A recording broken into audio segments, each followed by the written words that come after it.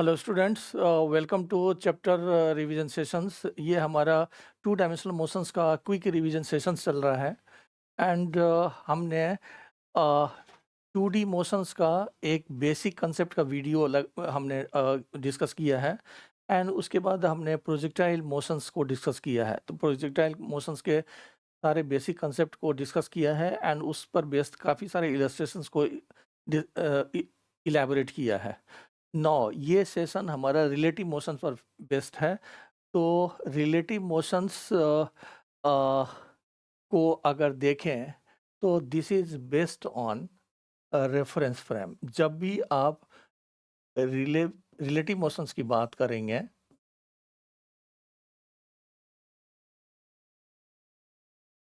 तो आप उसमें रेफरेंस फ्रेम को ऐड करेंगे, यानी कि वो रीजन जहां से आप किसी मूविंग रेफरेंस फ्रेम का मतलब हो गया वो रीजन जहां से आप किसी मूविंग बॉडी को ऑब्जर्व कर रहे हैं। जब भी आप किसी मूविंग बॉडी की ऑब्जर्वेशंस करेंगे तो आपको श्योरली एक रेफरेंस फ्रेम स्पेसिफाई करना पड़ेगा। वो रेफरेंस फ्रेम फ्रेम ग्राउंड भी हो सकता है, कार भी हो सकता है, लिफ्ट भी हो सकता है। तो हम अप्रोप्रिएटली रेफरेंस फ्रेम को चूज करते हैं अकॉर्डिंग टू द मोशंस। लेकिन जब भी आप रिलेटिव मोशंस की बात करेंगे तो रेफरेंस फ्रेम की एनालिसिस ज़रूर आएगी।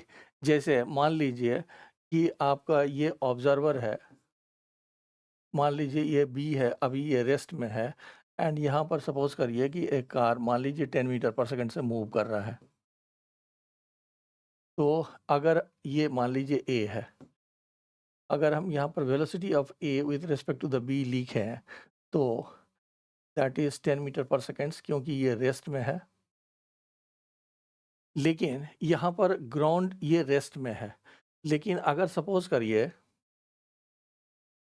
कि आपका बी भी अगर सपोज करिए 10 मीटर पर सेकेंड से मूव करना शुरू कर दिया and A itself is moving with 10 metre per seconds,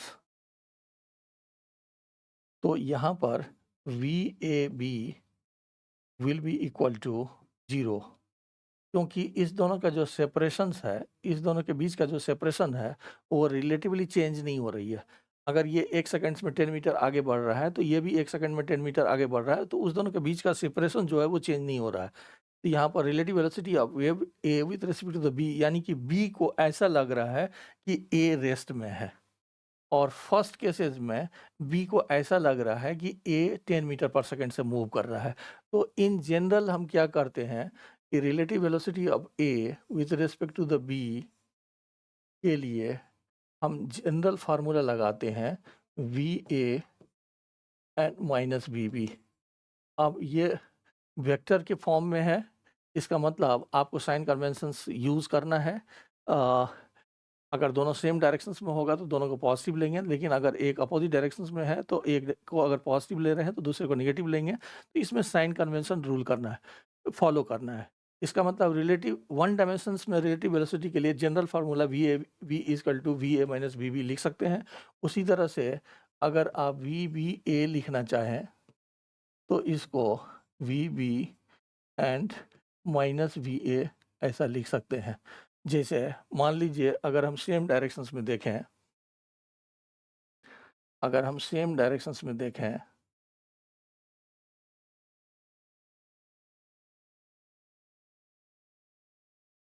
मान लीजिए कि दिस इज ये ए है और let this is the moving with velocity 10 metre per seconds, and मान लीजिए ये ऑब्जर्वर है एंड ये बी है, ये मान लीजिए 4 मीटर पर सेकेंड से मूव कर रहा है लेट। तो अगर हम यहाँ पर देखें तो वी ए बी इस वाले केसेस में 10 minus 4 equal to 6 meter per second लिखेंगे। तो आप ऐसा रिकॉल कर सकते हैं कि सेम डायरेक्शंस में रिलेटिव वेलोसिटी निकालने के लिए हम सब्सट्रैक्ट करते हैं। लेकिन अगर इसको दूसरे ढंग से देखें तो आप अगर इसको रेस्ट में ले आओ, जैसे आप इसको इस फ्रेम को रेस्ट में लाने के लिए इसके अपोजिट 4 मीटर पर सेकंड की वेलोसिटी इम्पोज करेंगे और इस पर भी 4 मीटर पर सेकंड इम्पोज करेंगे, तो सिचुएशन आपका ऐसा आ जाएगा।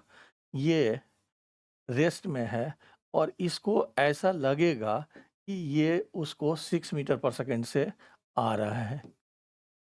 तो आप इससे रिलेटिव वेलोसिटी का कांसेप्ट समझ सकते हैं कि हमने इसको रेस्ट में लाने के लिए इस पर 4 मीटर पर सेकंड की अपोजिट डायरेक्शन से वेलोसिटी इम्पोज किया एंड इस पर भी 4 metre per second opposite directions में इम्पोज किया, तो ये रेस्ट में आ गया और उस इसको ऐसा लग रहा है कि बी 6 मीटर पर सेकंड से उसे नज़दीक आ रही है। तो मुझे ऐसा पहले वाले एग्जांपल्स में देखो कि वी ए बी निकाल लिए, इसका मतलब बी को ऐसा लग रहा है कि ए 6 मीटर पर सेकंड से नज़दीक आ रही है। एंड ये रिकॉल रखिए कि सेम डायरेक्शंस में हम रिलेटिव वेलोसिटी निकालने के लिए सब्सट्रैक्ट करते हैं। अगर अपोजिट डायरेक्शंस में देखें, अगर आप अपोजिट डायरेक्शंस में देखें,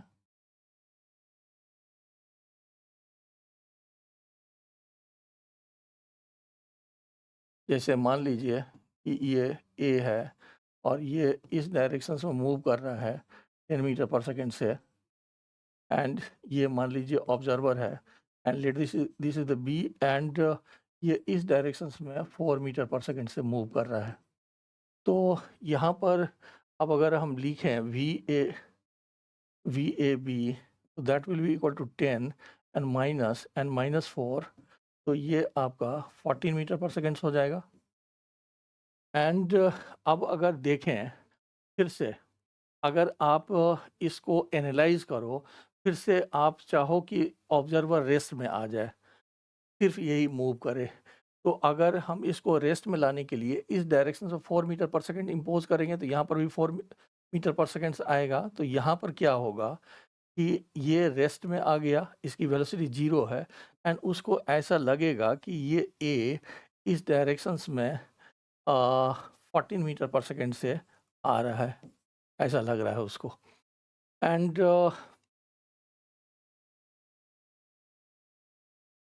ये वाली कंसेप्ट आपको आगे आने वाले न्यूमेरिकल्स में काफ़ी हेल्प करेगा। जैसे हमने एक को उसकी वेलोसिटी को 0 कर दिया है एंड दूसरा इक्वल एंड अपोजिट वेलोसिटी को इम्पोज करके इस ऐसा सिचुएशंस को क्रिएट कर सकते हैं। लेकिन सपोज़ करिए कि मैं जस्ट इसी को उल्टा कर देता हूँ। जैसे मान लीजिए कि यहाँ पर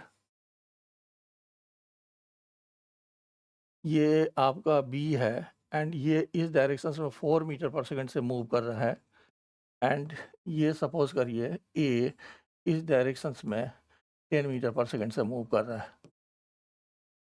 अब अगर यहाँ पर वी ए एंड बी लिखेंगे, तो ए के लिए हम -10 लिखेंगे एंड माइनस, ये प्लस होगा तो ये 4 हो जाएगा। इसका मतलब ये -14 मीटर पर सेकंड आ गया, ये -14 मीटर पर सेकंड आ गया। अब इसको एनालाइज करो, अगर आप बी को रेस्ट में ले आओ, अगर आप बी को रेस्ट में ले आओ, तो बी को ऐसा लग रहा है कि ये ए 14 मीटर पर सेकंड से उसके नज़दीक आ रहा है।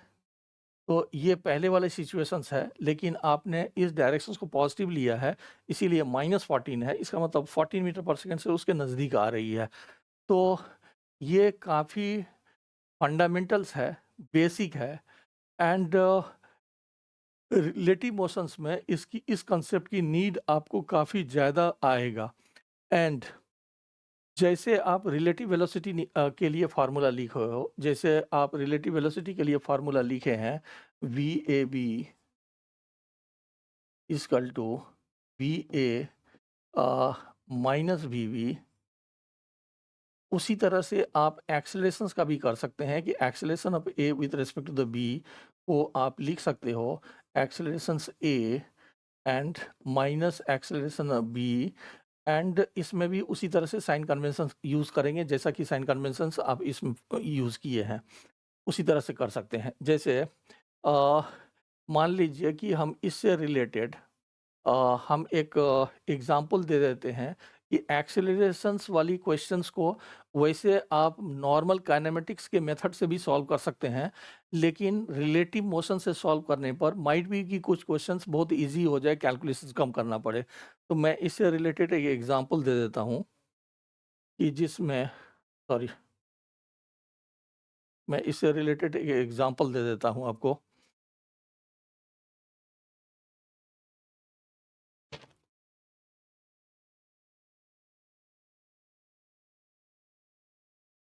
जैसे मान लीजिए कि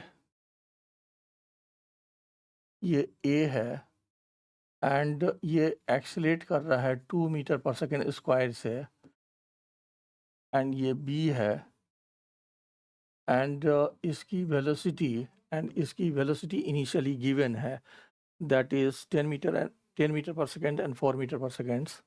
मान लीजिए ये 10 मीटर पर सेकंड्स है एंड ये 4 मीटर पर सेकंड्स है, एंड ये सपोज कर ये 40 मीटर है, और हमें क्वेश्चंस कर रहा है कि time when A catches B. Situations आपके सामने है। ए की initial velocity 10 metre per seconds है, बी की ये बी है, बी की initial velocity 40 metre per seconds है, इनिशियल सेपरेशन 40 मीटर है, एंड ए की acceleration 2 metre per second square है। आप चाहो तो इसको नॉर्मल काइनेमेटिक्स के मेथड से भी सॉल्व कर सकते हैं। जैसे मान लीजिए अगर आप काइनेमेटिक्स के मेथड से सॉल्व कर रहे हैं, मान लो कि टी टाइम के बाद हम ये कह रहे हैं कि ए कैच कर रहा है बी को, तो जो डिस्टेंस होगा s A that will be equal to 10t and plus half a into 2 and multiplied by t square. तो ये आपका 10t and plus t square आ गया, एंड जो एस बी होगा वो 4t होगा।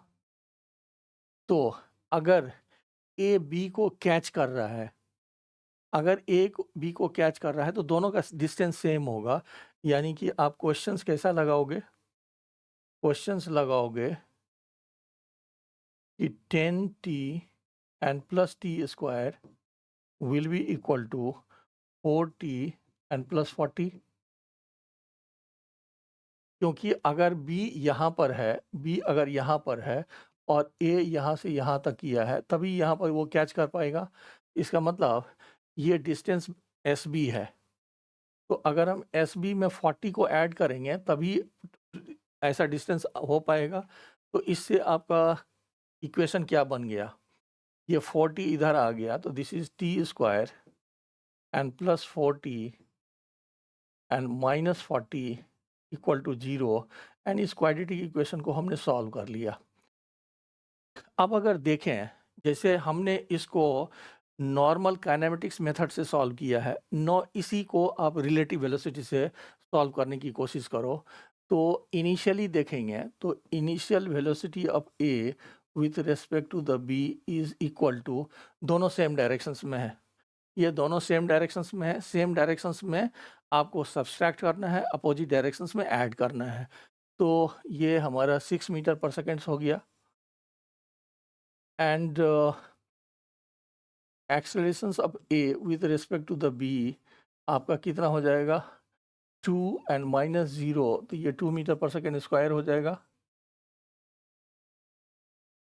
तो अब आप जो यहाँ पर फार्मूला लगाते हो s equal to u t and plus half a t square, तो आप यहाँ पर इसको s relative equal to u relative and t and plus half a relative into T square ऐसा लगा सकते हैं।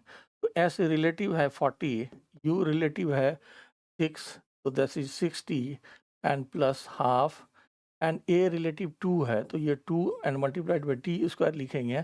तो आप देखो कि इक्वेशन सेम आ गया, that is t square and plus 60 and minus 40 equal to 0। अब अगर इस सिचुएशंस का यहाँ पर मैं फिगर बना दूँ अगर, तो इसका मतलब ये जो है 6 मीटर पर सेकेंड से उसके नज़दीक जा रहा है, 2 मीटर पर सेकंड स्क्वायर के एक्सेलरेशन से, और दूसरा जो है वो रेस्ट में, और ये 40 मीटर है। तो आपका रिलेटिव के वेलोसिटी पर ये सिचुएशन हो गया कि ये रेस्ट में है, ये 6 मीटर पर सेकंड से आ रहा है, 40 मीटर है, 2 मीटर पर सेकंड स्क्वायर के एक्सेलरेशन से आ रहा है, एंड वही इक्वेशन यहाँ पर भी आ रही है। तो रिलेटिव के कॉन्सेप्ट से थोड़े कैलकुलेशन आसान हो जाएंगे, एंड बहुत सारे क्वेश्चंस में रिलेटिव वेलोसिटी के अप्रोच से आपका क्वेश्चंस थोड़े इजी हो जाएंगे। इसमें एक आध पॉइंट्स को मैं और इलेबोरेट करता हूँ। जैसे मान लीजिए कि अगर सपोज करिए कि ये 6 मीटर पर सेकेंड्स है, एंड ये सपोज करिए 50 मीटर है, एंड ये मान लो कि ये 4 मीटर पर सेकेंड से इस डायरेक्शन से मूव कर रहा है। तो time when two body collide, मान लीजिए कि ऐसा आपको सिचुएशन दिया हुआ है। तो यहाँ पर अगर देखेंगे तो time will be equal to distance upon v relative. तो यहाँ पर डिस्टेंस हमारा 50 हो गया, एंड रिलेटिव वेलोसिटी यहाँ पर 10 मीटर पर सेकेंड हो जाएगा, यानी कि ये 5 सेकेंड हो जाएगा। लेकिन अगर हम इसी को अपोजिट कर दें, जैसे मान लीजिए कि ये 6 मीटर पर सेकेंड से इस डायरेक्शन से मूव कर रहा है, अगेन मान लीजिए ये 50 है मीटर है, एंड ये मान लो कि इस डायरेक्शन से 4 मीटर पर सेकेंड से है, और फिर से कह रहा है कि time when two body will collide. तो इस बार भी हम सेम कंसेप्ट लगाएंगे कि time will be equal to distance upon v relative, and इस बार अगर देखेंगे तो डिस्टेंस तो 50 है, लेकिन दोनों सेम डायरेक्शंस में है। तो सेम डायरेक्शंस में आपको सब्सट्रैक्ट करना है, तो 6 - 4 2 आ जाएगा। तो यहाँ पर 2 आ जाएगा, इसका मतलब ये 25 सेकेंड्स हो जाएगा जब ये दोनों कोलाइड करेगा। मेरे ख्याल से क्लियर है। आपको रफली ये रिकॉल रखना है कि सेम डायरेक्शंस में सब्सट्रैक्ट करेंगे, अपोजिट डायरेक्शंस में ऐड करेंगे। अब इसमें एक कंसेप्ट हमें और इंक्लूड करना है, that is positions in moving frame.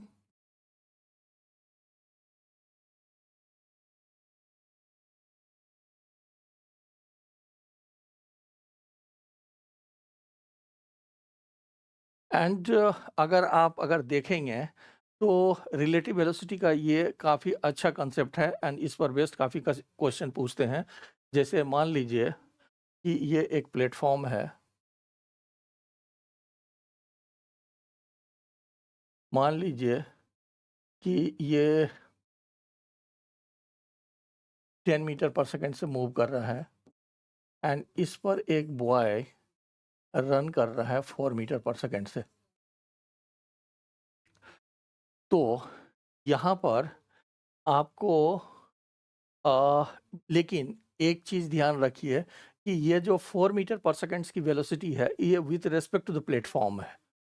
ये 4 मीटर पर सेकेंड्स की वेलोसिटी ग्राउंड के रेस्पेक्ट में नहीं है। This is the velocity with respect to the platform, ground के रेस्पेक्ट में नहीं है।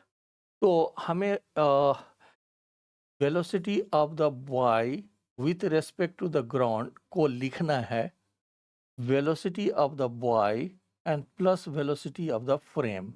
हम इसको फ्रेम मान रहे हैं, प्लेटफॉर्म को फ्रेम मान रहे हैं। यानी कि इस केसेस में जो velocity of boy with respect to the ground होगी वो होगा 4 एंड प्लस 10, यानी कि 14 metre per seconds. 14 metre per seconds. मैं इस कंसेप्ट को थोड़ा सा अलग से डिस्क्राइब कर देता हूँ, क्योंकि इसकी नीड पड़ेगी आपको। अगर किसी यहाँ पर अगर देखेंगे तो पहले जो हमने कॉन्सेप्ट लिया है कि सेम डायरेक्शंस में ऐड करते हैं, सेम डायरेक्शंस में सब्सट्रैक्ट करते हैं, वो वाली कॉन्सेप्ट यहाँ पर अप्लीकेबल नहीं है। यहाँ पर down stream and up stream वाली कंसेप्ट अप्लीकेबल है। डाउन स्ट्रीम में जैसे रिवर है और बोट उसी डायरेक्शन से मूव कर रहा है, तो बोट की नेट वेलोसिटी को हम बोट की वेलोसिटी और रिवर की वेलोसिटी को ऐड करते हैं। यहाँ पर वो भी वो कंसेप्ट है, लेकिन फिर भी मैं इसको डिस्कस कर देता हूँ। जैसे देखिए, velocity of the boy with respect to the platform will be equal to vel- velocity of the boy and minus velocity of the platform, ऐसा लिखेंगे। and velocity of boy with respect to the platform is given to you 4 meter per second। velocity of the boy with respect to the platform 44 metre per second दिया हुआ है, तो ये 4 हो गया। Velocity of the boy नहीं मालूम है, और ये 10 है क्योंकि डायरेक्शन सेम है, इसीलिए वेलोसिटी ऑफ द बॉय आपका 14 मीटर पर सेकेंड आ जाएगा। लेकिन मैं ये कहूँगा कि आप रेडीमेड ये वाली को रिकॉल करो, इस लफड़े में मत पड़ो। अगर किसी मूविंग फ्रेम में कोई दूसरी बॉडी मूव कर रही है, तो ये velocity with respect to the platform अगर है, तो आप वाई की वेलोसिटी एंड प्लेटफॉर्म की वेलोसिटी को ऐड करो। लेकिन अगर इसी केसेस में सपोज करिए कि प्लेटफॉर्म की वेलोसिटी इस डायरेक्शन में 10 मीटर पर सेकेंड है, और वाई की स्पीड सपोज करिए कि इस डायरेक्शन में 4 मीटर पर सेकेंड है, and this 4 metre per second is with respect to the platform.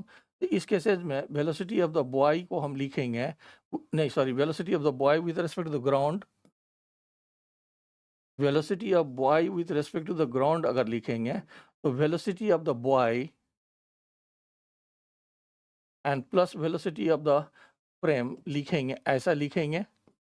तो यहाँ पर velocity of the boy with respect to the ground will be equal to -4 and plus 10, तो that will be equal to the 6 meter per seconds.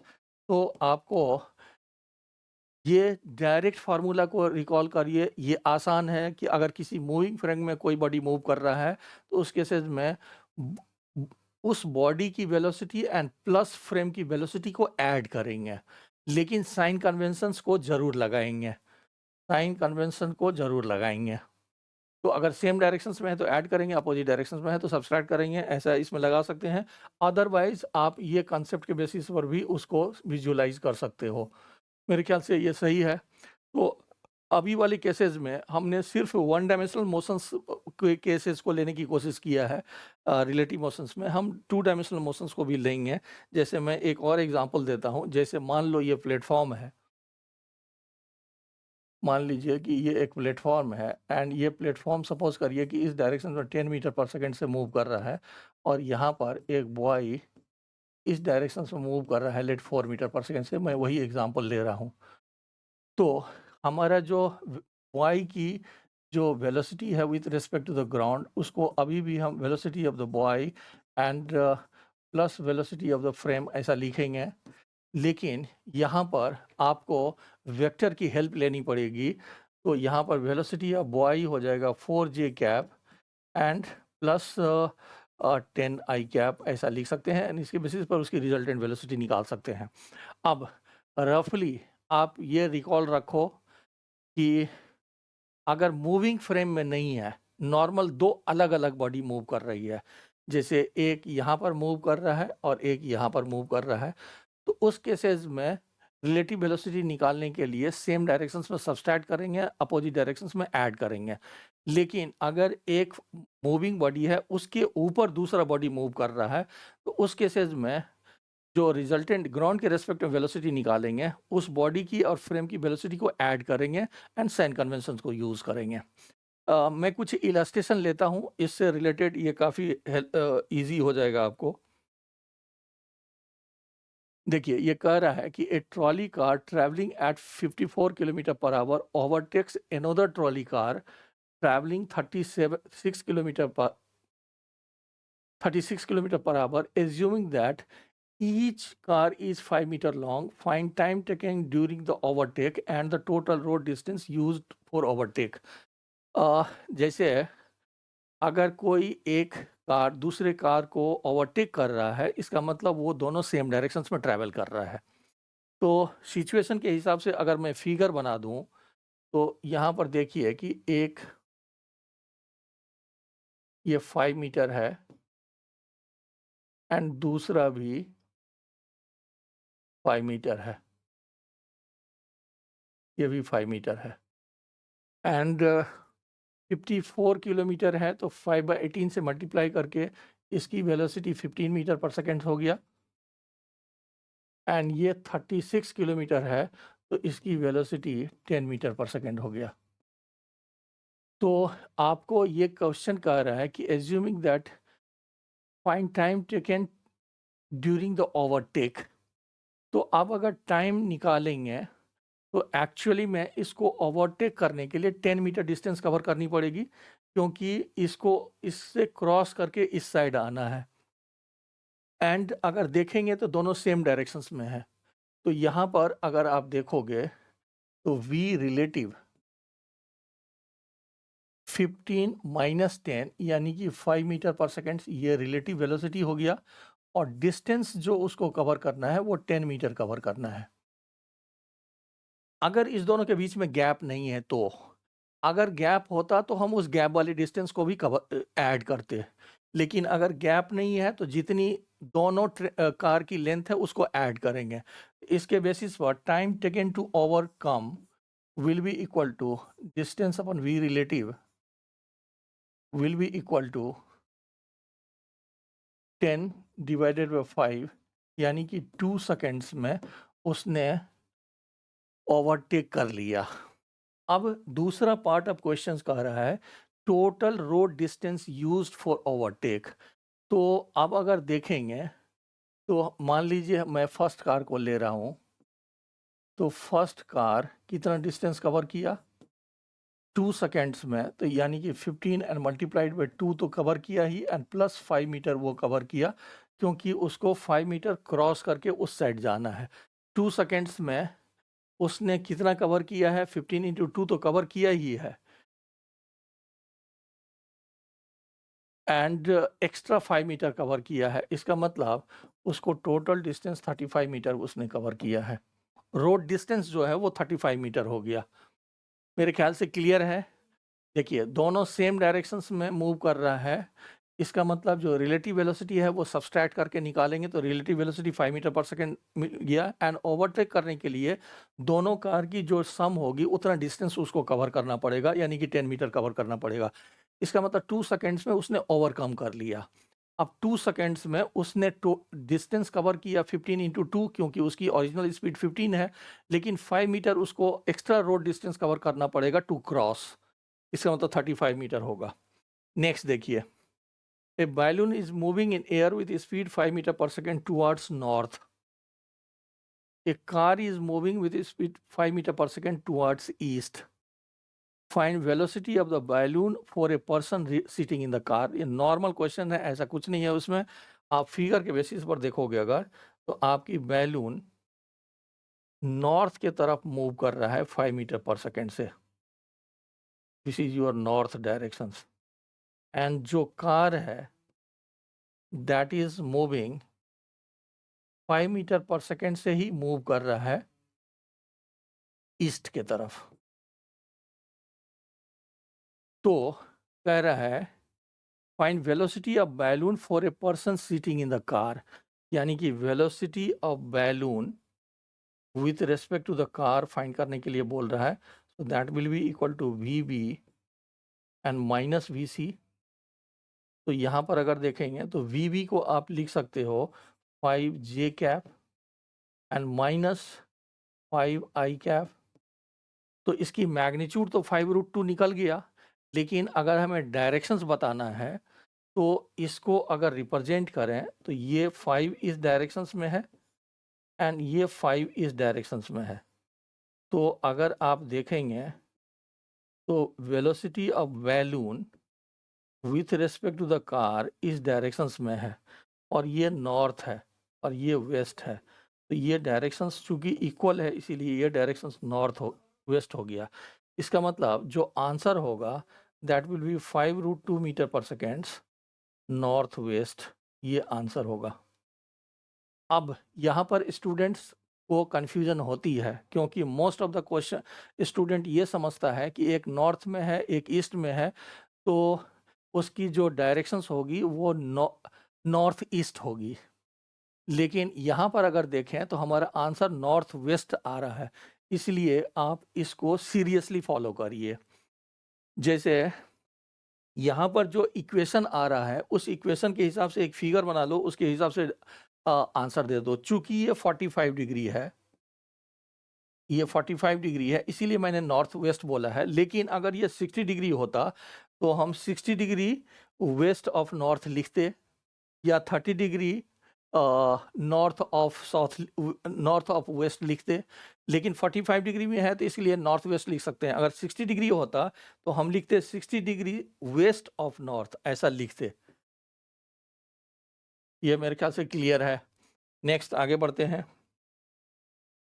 अब देखिए ये कह रहा है कि a police van moving with speed 36 kilometre per hour fires a bullet at thief's car moving away in the same direction with speed 108 kilometer per hour. If speed of bullet is 144 kilometer per hour, with what speed does the bullet hit the thief's car?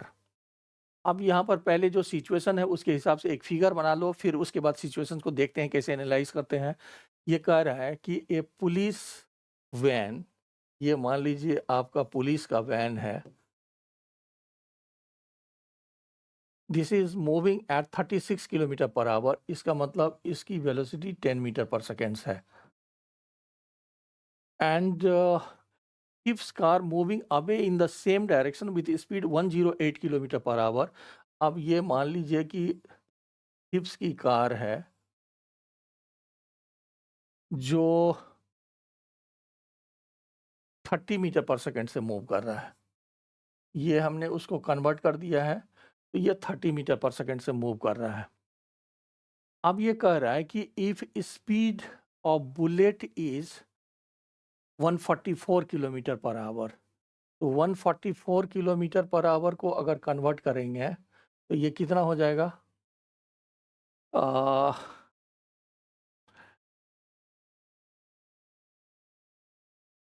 40 metre per second हो जाएगा। तो ये आपका 40 metre per second है। अब ये जो 40, फिर से ये समझना, इसीलिए मैंने मूविंग फ्रेम में एक एग्जांपल दिया है। देखिए, आप मूविंग कार से बुलेट को फायर किए हो 40 मीटर पर सेकेंड से। यहाँ पर मूविंग कार से हमने बुलेट को फायर किया है 40 मीटर पर सेकेंड से। तो उस बुलेट की स्पीड ग्राउंड के रेस्पेक्ट में कितना हो जाएगा ये फाइंड करना पड़ेगा आपको। और अभी हमने जस्ट डिस्कस किया है कि मूविंग फ्रेम से अगर किसी बॉडी पर दूसरा मूव कर रहा है तो उसकी वेलोसिटी ग्राउंड के रेस्पेक्ट में बॉडी की वेलोसिटी एंड प्लस फ्रेम की वेलोसिटी दोनों को ऐड करते हैं। इसका मतलब velocity of bullet with respect to the ground will be equal to 40 and plus 10, यानी कि that will be equal to 50 meter per second. आप इस पॉइंट को अच्छी तरह से समझिए। वो कह रहा है कि जो पुलिस कार है that is moving with 10 metre per second, and police car से एक बुलेट फायर किया गया है 40 मीटर पर सेकेंड से। तो ये जो 40 मीटर पर सेकेंड है ये with respect to the police car है, ये with respect to the ground नहीं है। और ग्राउंड के रेस्पेक्ट में अगर फाइंड करेंगे तो श्योरली उसकी वेलोसिटी 50 मीटर पर सेकेंड आ जाएगा। अब ये देखो ना कि ग्राउंड के रेस्पेक्ट में अगर इसकी वेलोसिटी 50 मीटर पर सेकेंड है और कार की वेलोसिटी अगर 10 मीटर पर सेकेंड है तो उसकी relative velocity 40 metre per second आ जाएगा ना, क्योंकि दोनों सेम डायरेक्शंस में है। इसका मतलब जो बुलेट की वेलोसिटी है with respect to the ground वो श्योरली 50 मीटर पर सेकेंड है। अब अगर सिचुएशन देखें तो जो थिप की कार है, जो थिप की कार है वो 30 मीटर पर सेकेंड से मूव कर रहा है, और जो बुलेट आ रही है वो 50 मीटर पर सेकेंड से आ रही है। इसका मतलब ये जो जिस वेलोसिटी से हिट करेगा, what speed does the bullet hit, तो बुलेट जिस वेलोसिटी से हिट कर रहा है that will be equal to 50 minus 30, यानी कि वो 20 मीटर पर सेकेंड से इस थिप के कार को हिट कर रहा है। देखिए फिर से मैं कह रहा हूँ जो अगर आप नीट एंड जेईई मेन के सीरियस एस्पिरेंट हो, सीरियसली तैयारी कर रहे हो, तो आप रिलेटिव वेलोसिटी के कॉन्सेप्ट को इग्नोर नहीं कर सकते हो।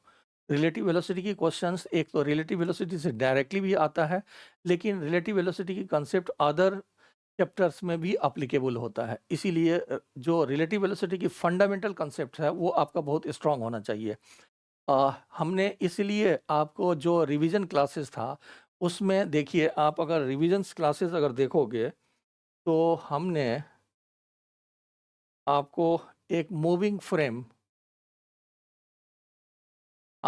फ्रेम का ये वाली जो एग्जांपल हमने दिया है, इसको आप सीरियसली लीजिए। जैसे ये बॉडी मूव कर रहा है 10 मीटर पर सेकंड से, यानी इसके ऊपर 4 मीटर पर सेकंड से मूव कर रहा है।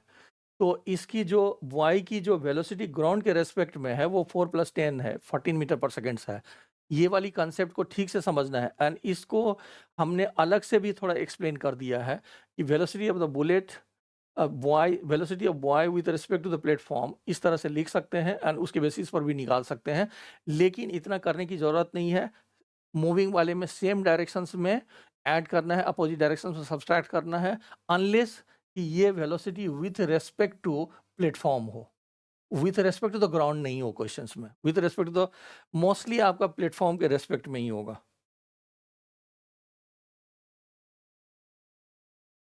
नेक्स्ट देखिए कि car A and B start move in the same directions. Car A starts with a constant acceleration of 4 meter per second square, while car B moves with starts. Car B moves with constant velocity of 1 meter per second at t is equal to 0. Car A is 10 meter behind car B. Find the time when the car A overtakes B. देखिए, अब इस questions को आप normal जो kinematics 1D का motions है का descriptions है, उसके बेसिस पर आप कर सकते हैं, लेकिन मैं इस क्वेश्चंस को रिलेटिव वाले कंसेप्ट से करने की कोशिश करूंगा। देखिए, ये कह रहा है कि कार ए स्टार्ट कर रहा है, इसका मतलब इसकी इनिशियल वेलोसिटी 0 है, लेकिन ये इसकी accelerations 4 metre per second square है, and car B is moving with 1 meter per second, but car A is 10 meter behind. आप अगर वन डायमेंशनल मोशंस के बेसिस पर डिस्कस करना चाहते हैं, तो आप ऐसा एज्यूम कर लो कि टी टाइम के बाद ये ओवरटेक करता है, तो टी टाइम में जो ए का डिस्टेंस होगा और बी का डिस्टेंस होगा, वो दोनों को इक्वल कर देंगे, लेकिन 10 ऐड करके इक्वल कर देंगे। लेकिन हम यहाँ पर रिलेटिव वाले कॉन्सेप्ट को अगर देखें, तो initial velocity of A with respect to the B is equal to 0 - 1, यानी that is the -1 metre per second, and accelerations of A with respect to the B is equal to 4 metre per second square, और distance आपका 10 metre है। मैं इसके equivalent एक figure बना देता हूँ। जैसे यहाँ पर ये कह रहा है कि दिस इज द ए, और रिलेटिवली इसकी वेलोसिटी इस डायरेक्शंस में है 1 मीटर पर सेकेंड से, एंड इस डायरेक्शंस में इसकी एक्सेलरेशंस है 4 मीटर पर सेकेंड स्क्वायर से, और ये डिस्टेंस 10 मीटर है, और ये रेस्ट में है। This is your rest. तो रिलेटिव वाले अगर सिचुएशन देखें, इसकी इनिशियल वेलोसिटी श्योरली इस डायरेक्शंस में है, लेकिन एक्सेलरेशन इस डायरेक्शंस में है, तो ये कहीं न कहीं उसकी वेलोसिटी 0 होगी, फिर वापस आएगा, तो उस हिसाब से आप कर सकते हैं। तो अब अगर यहाँ पर हम कंसेप्ट लगाएँ, तो हम simply s equal to ut and plus half at square लगाएंगे। इस डायरेक्शंस को हम पॉजिटिव मान रहे हैं, तो 10 को हमने पॉजिटिव लिया, equal to -1 and multiplied by t, and इस डायरेक्शंस को पॉजिटिव लिख रहे हैं, तो यहाँ पर 1/2 and multiplied by 2 and into T square ऐसा लिखेंगे। तो आपका जो इक्वेशन आ गया, ये कैंसिल हो गया, तो this is t square and minus T and plus 10, sorry -10। This is t square and minus 10 will be equal to 0. अब इसको क्वाड्रेटिक इक्वेशन को सॉल्व कर लेंगे, इसमें कुछ नहीं है। नौ हमने यहाँ पर रिलेटिव वेलोसिटी के कॉन्सेप्ट को दिखाया और उसके इक्विवेलेंट फिगर दे दिया कि आपकी विजुअलाइजेशंस क्लियर हो सके। लेकिन स्टूडेंट्स अगर चाहे तो इसको वन डायमेंशनल मोशंस के बेसिस पर भी कर सकता है। जैसे ए के लिए लिखेंगे तो हम लिखेंगे half 4t² that will be equal to 1 multiplied by T and plus 10, ये प्लस 10 हो जाएगा। तो 2t², 4 है ना, यहाँ पर मैंने गलत कर दिया है, यहाँ पर 4 है एक्सेलरेशन, सॉरी, ये एक्सेलरेशन 4 है तो यहाँ पर 2t² हो जाएगा। तो आप देखो कि यहाँ पर भी इक्वेशन वही बन गया। तो आप अगर हमने इसको इस तरह से किया है तो आप वन डायमेंशन से भी विजुअलाइज करके इसको सॉल्व कर सकते हैं। नेक्स्ट देखिए, to a person going eastward in a car with a velocity of 25 kilometer per hour, a train appears to move towards north with a velocity of 25√3 kilometre per our, find the actual velocity of the train. अब देखो situation को फिर से figure में analyse करो। To a person going eastward in a car with a velocity of 25 kilometer per hour, यानी कि एक कार इस डायरेक्शंस में 25 किलोमीटर पर आवर है एंड यहाँ पर एक पर्सन है। कह रहा है कि a train appears to move towards north. अब उसको ट्रेन इस डायरेक्शंस में एपियर होता है 25√3 किलोमीटर पर आवर पर। तो actual velocity of the train find करने के लिए बोल रहा है। अब यहाँ पर देखेंगे कि a train appears to move towards north with a velocity, तो ये आपका रिलेटिव वेलोसिटी है, this is not the actual velocity. तो अब अगर हम लिखें velocity of train with respect to the car will be equal to v minus v, तो इसको लिख सकते हो आप 25√3 जे cap equal to v t, यहाँ पर वेक्टर का साइन लगा दीजिए। तो ये हो गया वी टी एंड माइनस इसको लिख सकते हैं हम 25 आई कैप।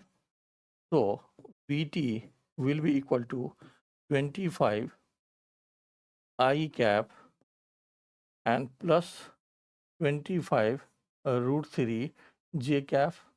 तो अब अगर इसकी मैग्नीट्यूड निकाल दें तो 25 बाहर निकाल लेंगे, ये 1 एंड प्लस 3 हो जाएगा, यानी कि that is 50 meter per second इसकी एक्चुअल वेलोसिटी हो जाएगी।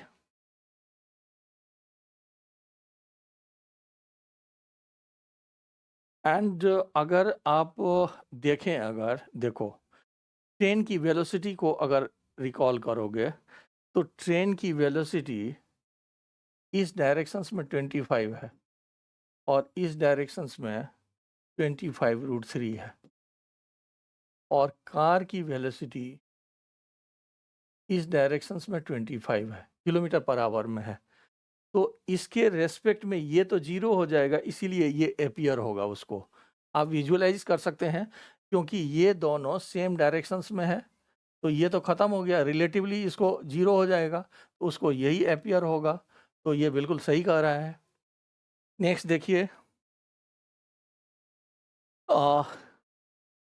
two particles 1 and 2 are thrown simultaneously as shown in the figure. Find time when the particles will collide. अब अगर देखोगे इसको तो खास करके नीट वाले स्टूडेंट जो है उसको किसी भी तरह से कई तरह से अगर हम ये समझाने की कोशिश करें कि आप रिलेटिव वेलोसिटी के अप्रोच को अप्लाई करो न्यूमेरिकल्स में, तो एक्चुअल में उसको फोबिया होता है। मैं ऐसा करता हूँ, इस क्वेश्चंस को दोनों मेथड से बनाने की कोशिश करता हूँ। आप खुद ही रियलाइज करो कि कौन सा क्वेश्चंस एग्जाम्स, कौन सा मेथड एग्जामिनेशन हॉल में हमें अप्लाई करना चाहिए। चलिए मैं समान नॉर्मल तरीका अपना रहा हूँ। फाइंड टाइम कह रहा है, तो आप देखेंगे अगर मान लीजिए कि टी टाइम के बाद वो कोलाइड कर रहा है, तो ये टी टाइम में कुछ डिस्टेंस नीचे आएगा, ये कुछ ऊपर जाएगा। तो यहाँ पर अगर देखें, सपोज करिए कि फर्स्ट बॉल h1 डिस्टेंस नीचे आया और सेकेंड बॉल h2 डिस्टेंस ऊपर आया और ये 20 मीटर है। तो अगर वो ये कोलाइड कर रहा है तो h1 प्लस h2 का इक्वल जो सम होगा वो 20 मीटर हो जाएगा। तो अगर हम देखें तो h1 plus h2 will be equal to 20। h1 हो जाएगा half GT square and h2 हो जाएगा, नहीं वो 5, सॉरी एक सेकेंड, सॉरी। h1 हो जाएगा 5, चूंकि उसके पास वेलोसिटी है 5t and plus half GT square. आप लिखोगे ऐसे -h1 equal to -5t and minus half GT square. अगर ऐसा लिखोगे तो तीनों नेगेटिव है, इसीलिए हमने पॉजिटिव लिख दिया इसको।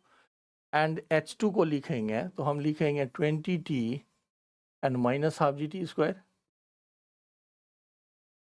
सो that will be equal to 20। And यहाँ पर ये वाली कैंसिल हो गया तो 25t इक्वल टू 20 हो गया and t equal to 20/25, so that is 0.8 second.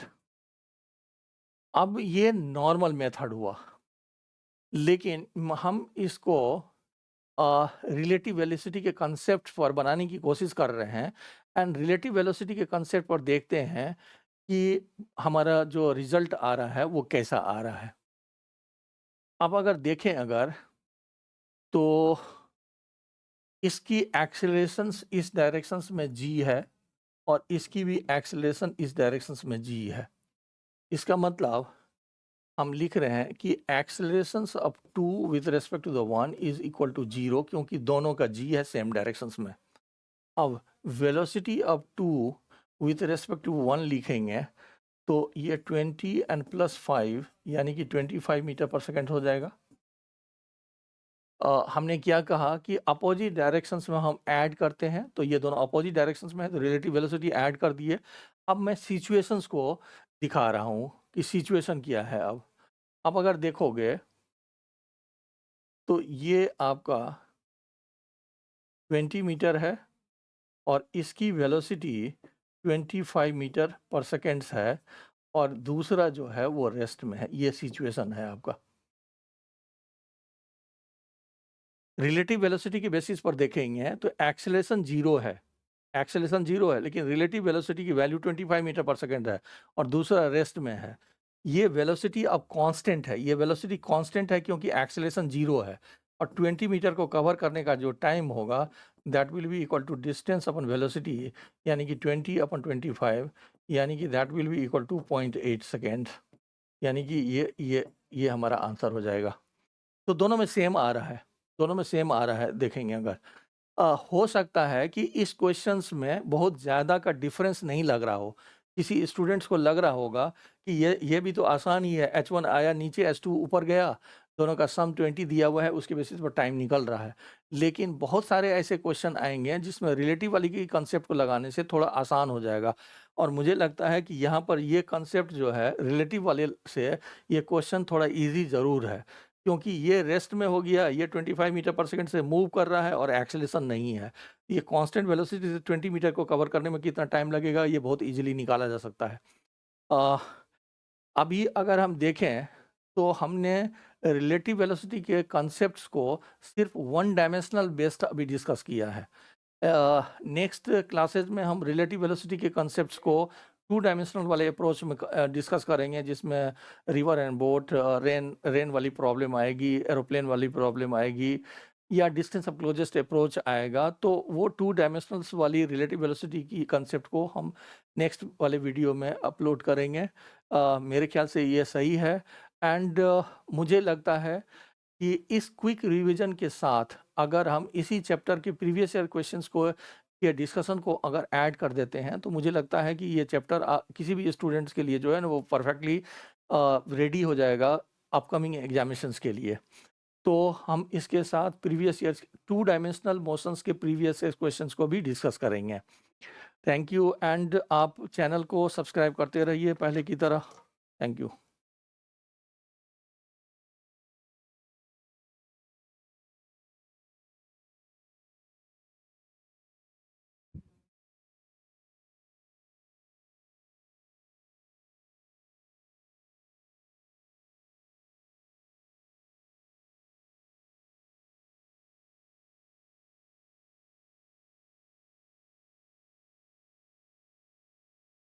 तो